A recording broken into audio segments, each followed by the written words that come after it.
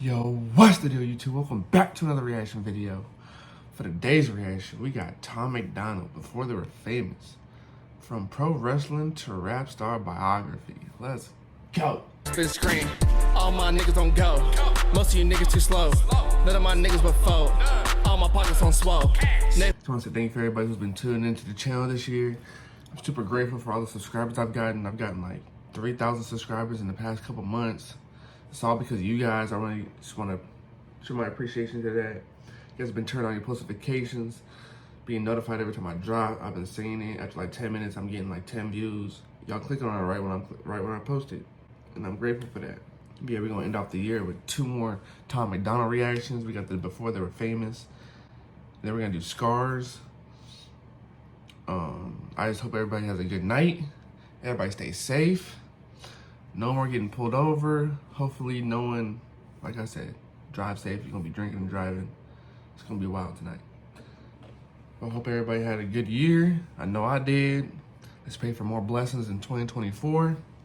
More videos, more subscribers, more money. If you guys see them ads, don't click out them ads.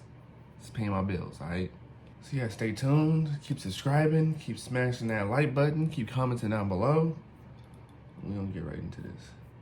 Before they were famous.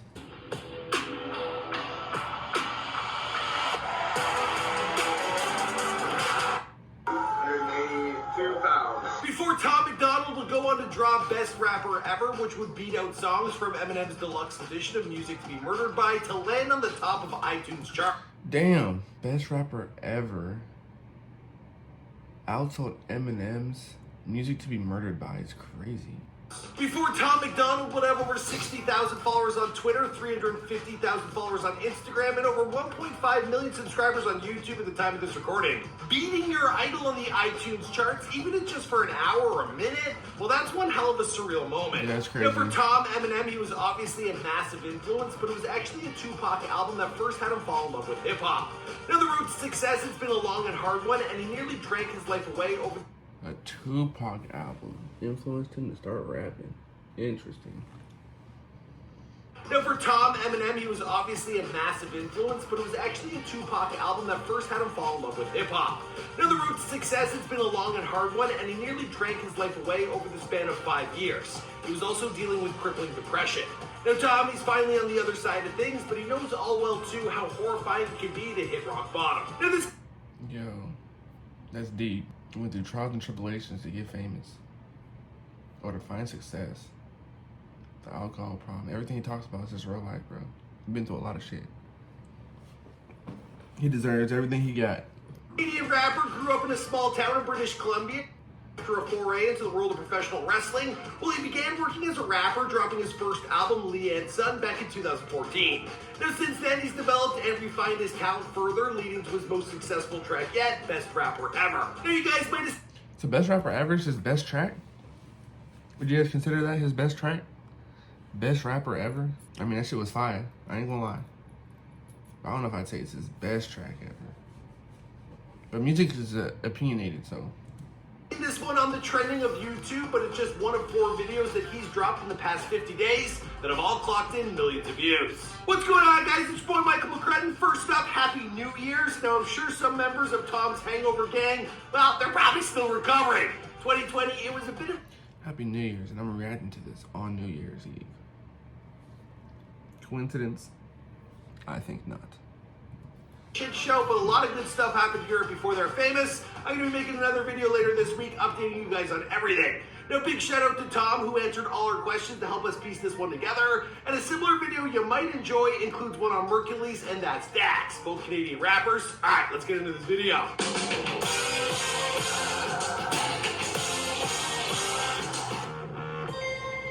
Hey, be sure to subscribe and hit that bell. Boom! Yo, I used to watch these videos before they were famous so many times. And I just haven't watched it in years. But I reacted to a bunch of people's before they were famous, or the dark side of something. Thomas Macdonald was born on September 21st, 1988 in a very small town in British Columbia known as Mission, which is about a 2-hour drive outside of Vancouver. There, Tom spent the first 13 years of his life attending a school known as Albert McMahon Elementary. Then when he was... Aubrey McMahon Elementary. Macdonald. Teenager, well, his family, they packed up and they moved to Edmonton, Alberta. They've actually been there, and some refer to it as Deadmonton, which in the dead of winter, well, it's a pretty fitting name. He lived here for the next 6 years, and he attended a ton of schools, including York Elementary, Steele Heights Junior High, J.J. Boland Junior High, and St. Joseph's High School. Now, when he was still just a kid, well, his dad, he worked a number of odd jobs in scrap yards, lumber mills, and recycling. That boy went to 3 different middle schools. A number of odd jobs in scrap yards, lumber mills, and recycling plants. Now, he even once traveled as far as Alaska to help out with a demolition job. Now, basically, Pops, he did whatever he could to help take care of his family. Now, Tom's dad, he did it eventually, settling into a role helping with contract negotiations for a company in Fort McMurray. Now, for those of you who don't know this place, it's like Canada's Abu Dhabi, or Dubai. It just ain't fancy. Canada's Abu Dhabi? How would you buy that shit mad fancy?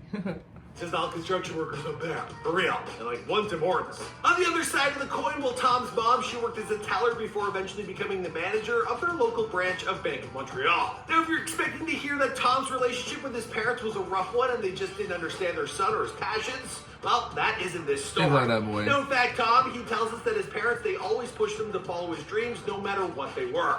Now, regardless of what Tom was going through in his life, they always believed in him. Through all the failed classes, the lost jobs, and self-destruction via alcoholism, well, his parents... Yo, so he's had a hog underneath his lip forever. I thought it was just like a rapping thing. Like, he just got that tattoo to just solidify, yeah, I'm a rapper now. Like, nah, he been had a hog underneath his... Is that why he's called himself Hangover Gang? Because he had like a alcohol addiction? And he was always hungover, so he called it Hangover Gang. He's always had this piercing. He's always had the piercing in between his eyes. That's nuts. At least his parents were supportive. A lot of parents out here ain't that supportive. Always had faith in their son. My dad took the poem that I wrote, that I got the low score on, and he gave it to a multi-time published Canadian author who is a poet. And she read it, and she said, you know, Jamie, Thomas wrote something far beyond his years in this poem. In fact, he vividly recalls his parents sitting him down and telling him, far behind his years, bro. That's what I'm saying. Tom been built different. Like, they would support him whatever his ambitions were, even if he just wanted to move to Florida and build sandcastles for a living. They were confident that those would be the best sandcastles ever made. Now, Tom also grew up with his sister as well, and he's even more proud of her than she is of him and his success, especially considering recent world events. Now, Tom's sister, she works as a registered nurse. Recent world events, they went to Gucci and Louis Vuitton. Well, and he's even more proud of her than she is of him and his success, especially considering recent world events. Now, Tom's sister, she works as a registered nurse and is right now on the front lines working in operating rooms to help with the pandemic in Canada's COVID units. So yeah, like a huge shout out to her and all the amazing work she's doing right now. And with all that support in his corner, well... Damn, she's working in Canada to help the shelter units for coronavirus. Talk about an angel. He had to decide what he wanted to do with his life.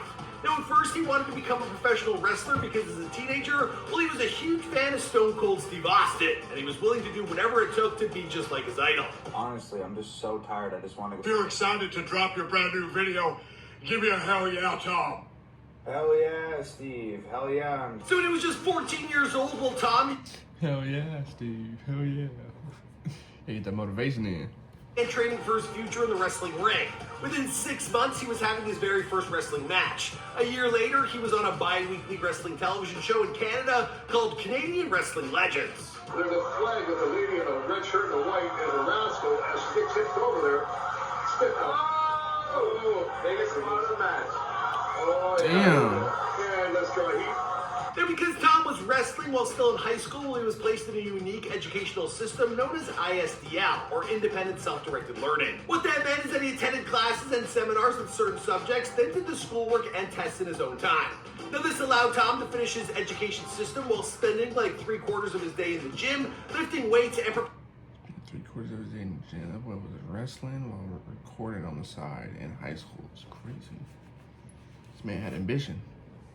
for his upcoming matches. After graduating from high school, Tommy would go on to work as a professional wrestler for a handful of years. Now, all in all, he worked the wrestling circuit for 6 years, including promotions like Prairie Wrestling Alliance and Monster Pro Wrestling. Now, anyone who's ever tried to make a living in that industry knows how difficult it can be. It's a lot of hard work for very little pay until you make it big.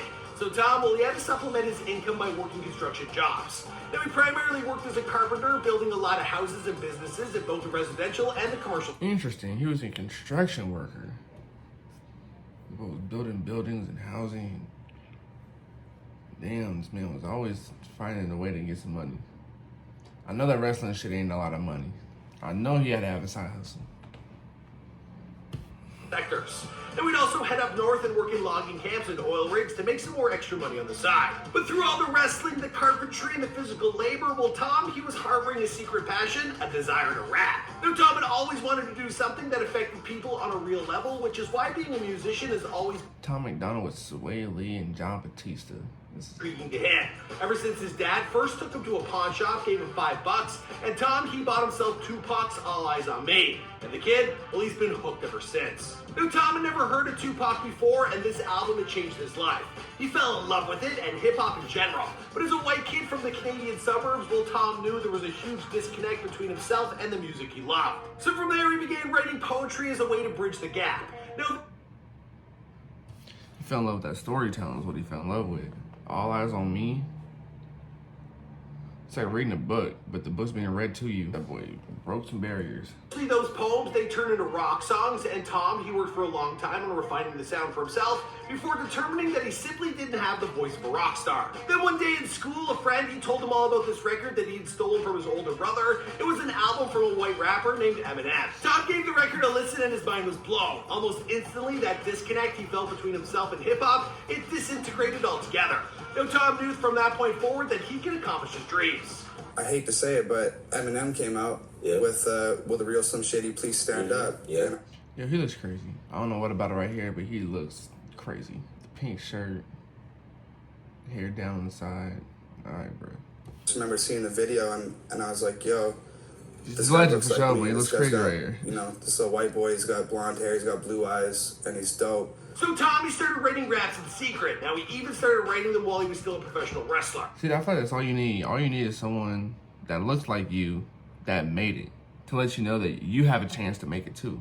Because if you're the first one doing it, you might give up because you're going to be like, nobody else has done this before. I don't know if it's going to work. But if you've already seen it work before, there's a higher chance of it working again. Like, it needs to put that one person through the door. And once that door's open, all the white kids go through. Now, by the time his pro wrestling career had ended, well, he knew what his next move was going to be. He bought professional software and recording equipment, and he started making his own beats. It's kind of like a weird thing, actually. I was like a professional wrestler, like the WWF stuff, before the music came along.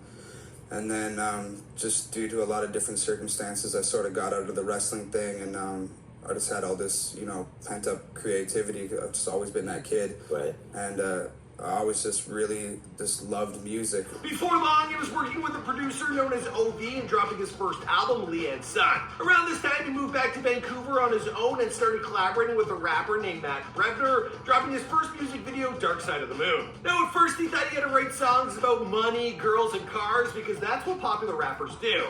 Now, this led to inner turmoil that was further fueled by things like drinking, weed, and partying. Also, that other stupid shit that tends to get in the way. Now, things got so bad, there were days when he couldn't even manage to eat something as simple as an egg or a piece of toast, not to mention the sleepless nights which had him turning into a shell of his former self. In fact, Tom, he had something of a mental breakdown not too far along into his musical career. Now, this event, it radically changed his life after spending a year in a really bad place, not making any... Find affordable health insurance plans. Lowest prices, easiest prices. Any music, well, he realized that he wasn't being authentic to himself. I used to love to be in public. Now I'd rather be alone. And even though it's difficult, it's probably for the best. If I didn't make a change, I would have drank myself to death. Thus, he gave up his vices and he... Real shit. Talk about what you know when it comes to rapping. You gotta be authentic. If you ain't authentic, you ain't gonna make it. All you want to do is rap about cars and jewelry, females with big asses. It's been done. It's kind of played out now. Let's talk about, he be talking about society. Shit that nobody else will talk about. Things that people are thinking about. But if you were to say that shit out loud to other people that you might be around, someone's gonna get offended. She's like, fuck it, I'm gonna just put that shit in the song. And it's gonna go hard. His gaze inward to figure things out. With the help of people like his good friend Brendan Hart and the woman who would one day become his partner in crime and his best friend in the world, Nova Rockefeller. We'll have more on her in just a second. Now eventually Tom, well, he made it out to the other side. Not only that, well, he learned what was important to him and that he had things he wanted to say in his music. Thanks. It was then in 2017 that he was experiencing his first real sign of success with his track Dear Rappers. Nova would go on to shoot and edit all of Tom's music videos over the years, and her wealth of knowledge pertaining to the industry, well, it's kept him on the right path navigating the business side of things. Yeah, because she was on a Def Jam, right? So she knew kind of how shit went down. Nova Rockefeller went to direct all his videos. Teammate that Tom never knew he needed, which would wind up saving his life. After 13 years of friendship, well, they graduated to something more, and the pair, well, they've been together as a couple for over 4 years now. In terms of his process, well, Tom works as hard as he possibly can, putting in 20-hour days consistently. He figures if he can outdo himself each and every day, he'll eventually get to a place he wants to be in his life. And with hit tracks like Coronavirus and Best Rapper Ever, well, I'd say that Tom, he's closer than ever to accomplishing his dreams. Now, there was a while there where Tom, he had to fight for his life every single day for 9 months straight, where the minutes, they felt like days, and the days felt like eternity. Now, not only did he survive that ordeal, but he overcame his vices, and Tom, he wants anyone who listens to his music to know that they can do it too. As cliche as it may sound, tough times don't last, tough people do. And those are the last words that Tom... Tough times don't last. Don't last, my bad. Tough people do.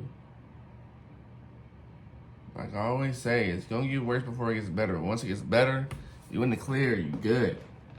You just gotta wait it out. Patience is key. In a relationship, communication might be key. But in life, if you ain't got no patience, you're gonna be stuck for a long time. I'd like to leave for all his fans.